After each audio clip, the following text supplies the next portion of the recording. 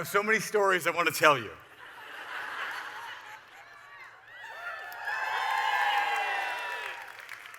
But instead, I want to take you on a journey through numbers. And these numbers matter. 4% of US adults believe that our political system is working extremely well. 63% express not too much or no confidence in the future of our political system. 73% don't believe the American dream even exists anymore. Now, why? Why are people so down on our systems, the core values that made our nation? 70% of Americans are financially stressed. 55% don't have emergency savings. No money in the bank to cover a real emergency.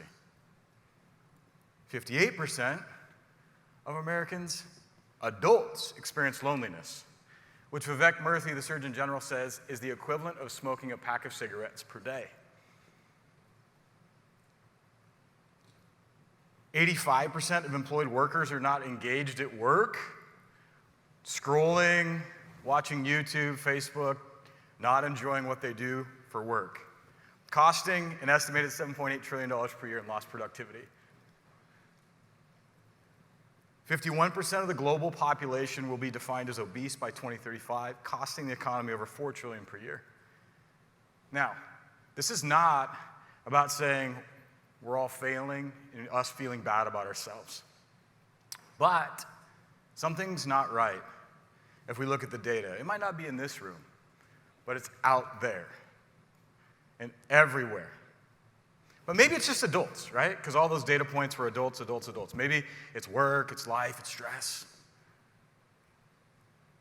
77% of youth, according to the Pentagon, do not qualify for military service due to obesity, drug use, and mental health.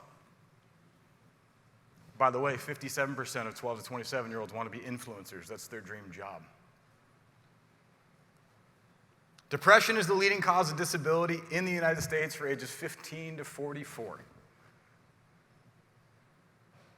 And from 2016 to 2022, a 129.6% increase in antidepressant prescriptions for females aged 12 to 17. Something's off. We're not humaning well. We're not flourishing. The data shows we're floundering. And granted, we've had incredible innovations. The world is pretty magical. AI, health tech, energy, robotics, space. There's arguments that you're going to get to live or your children will live as long as they want. I'm confident my sons, they'll be able to go to space. AI is an incredible tool that does days of work in seconds. And yet all these great breakthroughs have created this battle, which is the consumer versus the creator. It's our identity. Is our birthright being a creator, which brings us joy, or are we being targeted as a consumer? And this process, don't get me wrong, I love capitalism. It's a beautiful thing that's created great breakthroughs, the freedom to run. But it created convenience, which now we're stuck in a crisis. And we're on the edge of a collapse. And it's not just here, globally, as everyone sits back and expects everyone else to do things for them. And we just hungry hippo our way through life, watching TV, scrolling, unhappy. Now, I would argue we need social innovation to pair with the technological innovation. A modern approach to how we human. We've got to do a deep rethink. And we need new patterns, not only pills. We try and solve everything with Ozempic or this pill or that one, but we've got to just look at our fundamental ways that we wake up, how we do life, how we show up for ourselves. And AI is the answer. You've been hearing all about AI, but let me tell you, not AI that you think. It's a psychological process called appreciative inquiry. It's a process of change in personal development, and I've become obsessed with it. I've used it to transform communities, teen groups, economies, real estate developments, and I wrote a book about it. I've developed a social network around this. That's the AI for the American Dream. We have a consulting firm that works with whole cities, and we treat them like a therapy client, and we try and help them design a discover, dream, design, deliver loop that brings all the residents on this journey to set really big, transformative goals and then follow them through. Now, we took this and we boiled it down to this thing called the better model. We applied it to one city, and let me share with you what happened when a city woke up and realized that they could gather, discuss, dream, change their patterns. We saw over 200 experiences per year created by the city, 150 new companies. This is in a city of 40,000 people, by the way, small community. 350 patents were created around a North Star when they picked a North Star together. 19.1% drop in poverty. 11% increase in household income, over 10,000 participants, 6 new schools were started by people. Charter schools, outbound schools, private schools. Why? Because they had permission to just create again. And they talked and they dreamed. The number 2 city in the United States for business creation per capita. And they were never on the list before. They woke up and remembered they have a birthright to create. Number 1 real estate market and shot up 24 spots on the best performing cities list. We boil this down to a really simple thing. It's goals, growth, and gatherings. That's how you can measure the transformation of a community and of a person. Are you setting clear goals? Are you experiencing growth and helping others? And are you in gatherings that hold you accountable and celebrate?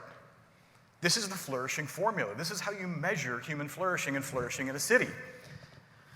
Now, Jamie flourished. Jamie, in one of the communities in Texas where we applied this model, Jamie's a senior citizen, disabled, she's blind, kidneys are failing, depressed, and attempted suicide multiple times. They wouldn't leave her house. Now, in this community, yes, there's startups and there's tech companies, but Jamie's husband and she found out about these new gatherings and showed up. She sat through a Discover event, was inspired, and then shared her dream. Someone who was at home, stuck in there, shared her dream publicly with the community, which was this: I want to start a dance club for other senior citizens like me called the Golden Groove. And you know what? She announced this. You better believe it. That community showed up. And the Golden Groove launched. It had a dance club space that partnered with a nonprofit. And Jamie had purpose again. She was on this journey of goals and growth and gatherings, and she didn't attempt suicide. She got out of her home. She helped other people. She became this mascot of the town. And she passed away recently, and the town mourned because they lost a friend. And if she wouldn't have shown up, if that wouldn't have been there, they wouldn't have known she left. Goals, growth, and gathering is a way of life. Now, I believe we have government scale issues. Social Security is wobbly, right? Unemployment, AI is coming for jobs. How might we retrain everybody? Education, we're kind of training people for things of the past. I think we need systems at scale because we're heading into a meaning crisis. What if we made bold moves and implemented goals, growth, and gathering as law?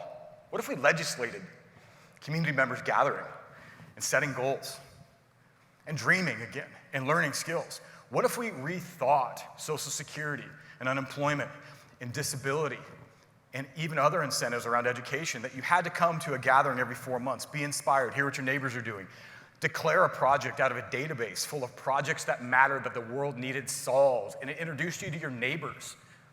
And you got to meet people who were interested in the same things and who you could learn skills from, and we used software to do that kind of connectivity.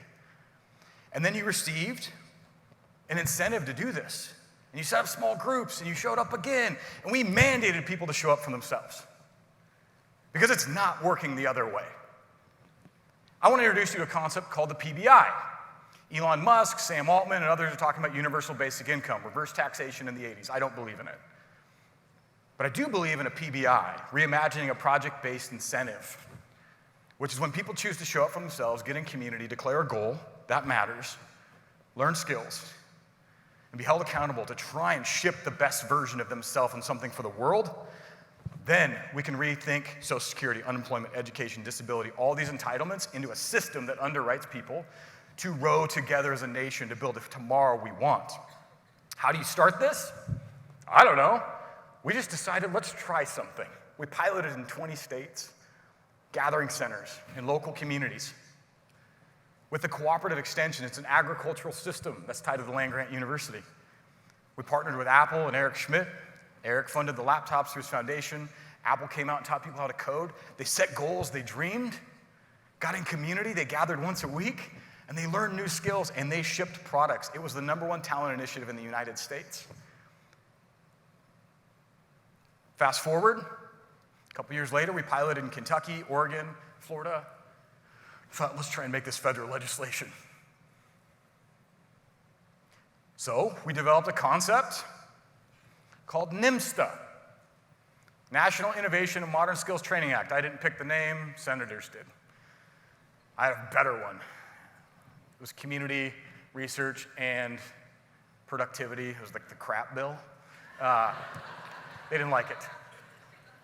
National Innovation and Modern Skills Training Act is an imagination of, could we take the cooperative extension system, which has a facility in every single county, and could we design these as gathering points where you come together in community.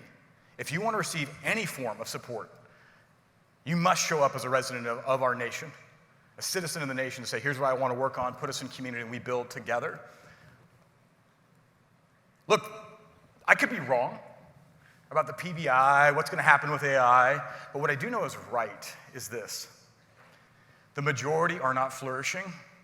It starts with you to show up for yourself, redefine your communities and who you want to become and what you want to create. You need to set clearer goals, share it in community, and you need to learn new skills and teach your neighbor. Let's try it. Let's be bold. But maybe we don't. I do know this. We have to rethink our systems. And I call upon you to join me in that journey to figure out what the better way looks like. Thank you.